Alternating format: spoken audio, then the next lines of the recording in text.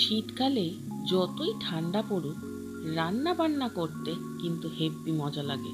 গরমকালে রান্না করতে গিয়ে ঘেমে নিয়ে যে একশো অবস্থাটা হয়, সেটার হাত থেকে শীতকালে বেশ ভালোই রেহাই পাওয়া যায়। ইনফ্যাক্ট বেশি শীত পড়লে আমার মনের ভেতর রান্না বান্না করার ইচ্ছেটা বেশি বেশি করে জাগার দিয়ে ওঠে। 2-3 রকমের পদ অনায়াসেই রান্না হয়ে যায়।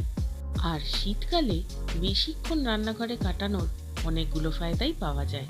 1 নম্বর ফায়দা অবশ্যই পাতে হরেক রকম খাবারের আয়োজন। আর দ্বিতীয় ফায়দাটি হলো রান্না করতে করতে দিব্যি হাত পা সেঁকে নেওয়া যায় আভেনের আগুনের তাপে। সত্যি কথা বলতে কি, শীতের দিনে হয়তো আবহাওয়ার কারণে পাতে 3-4 রকমের পদ পড়লে খেতে কিন্তু ভালোই লাগে। যাই হোক, এবার বরং তোমাদের আজকের আড্ডার মেনুটা একটু বলে দিই।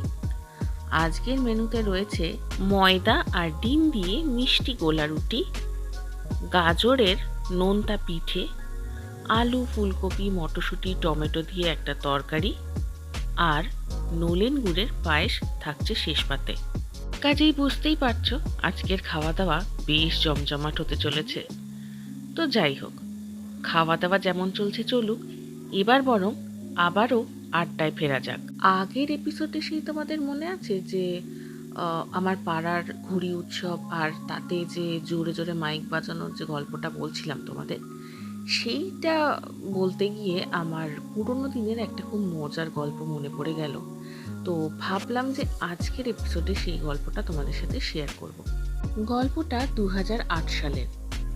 একটা টেলিকম কোম্পানি ছেড়ে সদ্য অন্য আরেকটা টেলিকম কোম্পানিতে জয়েন করেছি as a customer care executive. এই ধরনের জবগুলোয় প্রথমেই 1 মাস প্রসেস ট্রেনিং চলে, দেন একটা এক্সাম দিতে হয় এবং সেটা ক্লিয়ার করলে তারপর কল নেওয়া স্টার্ট হয়। এই এক্সাম বা সার্টিফিকেশনের দিনে আমার একটা দারুণ এক্সপেরিয়েন্স হয়। সাধারণত এই এক্সামগুলোতে অ্যাবাভ 80% স্কোর করলে কোয়ালিফাইড হিসেবে গণ্য করা হয়। অ্যান্ড ফর্চুনেটলি এই এক্সামটায় আই গট 100 আউট অফ 100। কাজেই বুঝতেই পারছো I was the top scorer. And according to the trainers সাধারণত কেউ 100 আউট অফ 100 স্কোর করতো না। ফলে অতি উৎসাহের চোটে ট্রেনার সেকশন এবং আদার্স যারা আমার সহকর্মী সবাই মিলে একটা সেলিব্রেশনের অ্যারেঞ্জমেন্ট করে ফেলে। সেদিন কেক কাটা হয়, ট্রেনিং সেকশন থেকে আমাকে অনেক কিছু গিফট করা হয়। এই ধরনের একটা সাডেন অ্যাচিভমেন্টে যে কেউ খুশি হয়, আমিও খুশি হয়েছিলাম। কিন্তু তারপরেই ঘটে একটা বিপত্তি।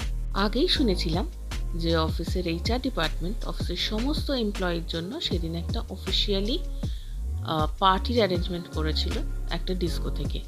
এবার ডিস্কোথেক আমার ভীষণ অপছন্দের একটা জায়গা। লাউড স্পিকারে তারস্বরে গান কিংবা উত্তাল জনতার উদ্দাম নাচ কোনোটাই আমার মস্তিষ্ক বা হৃদয়ের অ্যাকসেপ্টেন্সের আওতায় পড়ে না। এবং যথারীতি আমি কেটে পড়ার তাল করছিলাম, কিন্তু মুশকিলটা হয়ে গেল অন্য জায়গায়। সকলের বক্তব্য যে টপ করেছে পার্টিতে তাকে তো থাকতেই হবে। At that point of time I was feeling like হায় হায় কেন টপ করতে গেলাম। এবং শেষ পর্যন্ত সবাইকে এড়াতে না পেরে আমাকেও ডিস্কো থেকে যেতে হলো। কিন্তু নাচ বা গান কোনোটাই আমার আসে না। বসে বসে ভাবছি কিভাবে পালানো যায়। তো তখন হঠাৎ খেয়াল পড়লো যে অফিস থেকে শুধু যে নাচ গানের ব্যবস্থা করেছে তাই না, জম্পেশ করে খাওয়া দাওয়ার আয়োজনও করেছে। অতএব অন্যরা নেচে কুদে একসা হলো, আর আমি জমিয়ে কবজি ডুবিয়ে ভুড়ি ভোজটা সেরে ফেললাম। তারপর অবশ্য সুযোগ বুঝে ঠিক কেটেও পড়েছিলাম। তো এই হলো আমার জীবনে প্রথমবার ডিস্কো থেকে যাওয়ার গল্প।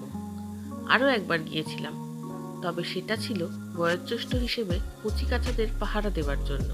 সেই গল্পটা বলবো নেক্সট এপিসোডে। মিস করো না কিন্তু।